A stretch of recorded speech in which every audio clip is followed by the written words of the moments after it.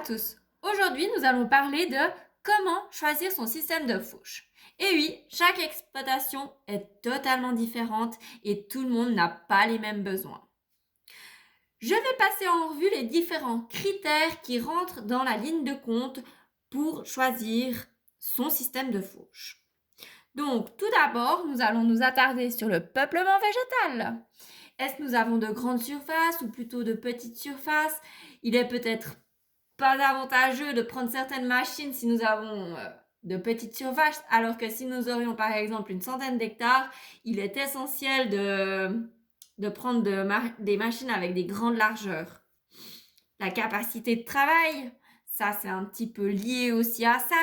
Est-ce que j'ai vraiment besoin d'une machine très très large qui a vraiment un grand début à l'heure ou une plus petite machine va me suffire? La biodiversité, Est-ce que j'aurais besoin d'une machine qui s'adapte facilement peut-être à la biodiversité comme des barres de coupe au lieu d'utiliser par exemple des conditionneurs? Je parle de conditionneurs, je parle de stockage. Quel stockage est-ce que j'ai? Est-ce que je vais plutôt faire du foin séché au sol? Et puis ça serait quand même bien que j'ai un conditionneur, un éclateur pour que mon herbe elle sèche beaucoup plus vite au champ, puis que j'ai pas besoin de la pirouetter sans arrêt, quoi. C'est vrai qu'un passage de conditionneur, ça permet d'éviter un passage de pirouette à ce qu'on dit. Donc c'est vrai que c'est aussi des choses auxquelles il faut réfléchir. L'humidité du sol, donc ça, je vous laisserai parler, prendre connaissance de l'humidité du sol à la page 25 et 26. Donc ça, ce sera un devoir que vous devrez faire. Puis aussi l'altitude, parce que l'altitude, elle joue aussi un rôle sur son système de fauche, parce que c'est vrai que l'herbe, elle est moins rapidement là, on va pas faire le même nombre de coups, donc ça rentre aussi en ligne de compte. Au niveau des machines, donc choisir le dispositif de coupe.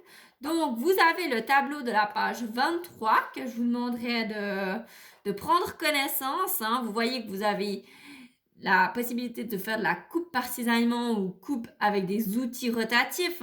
Donc savoir que ça existe, ces deux différents systèmes. Donc je vous laisserai lire le tableau.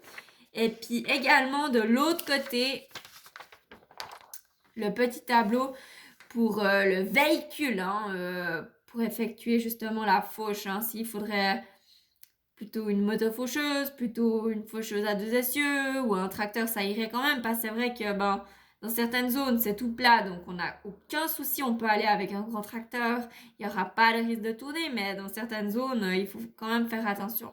Donc je vous laisse aussi prendre connaissance de cette page 24. Une bonne journée!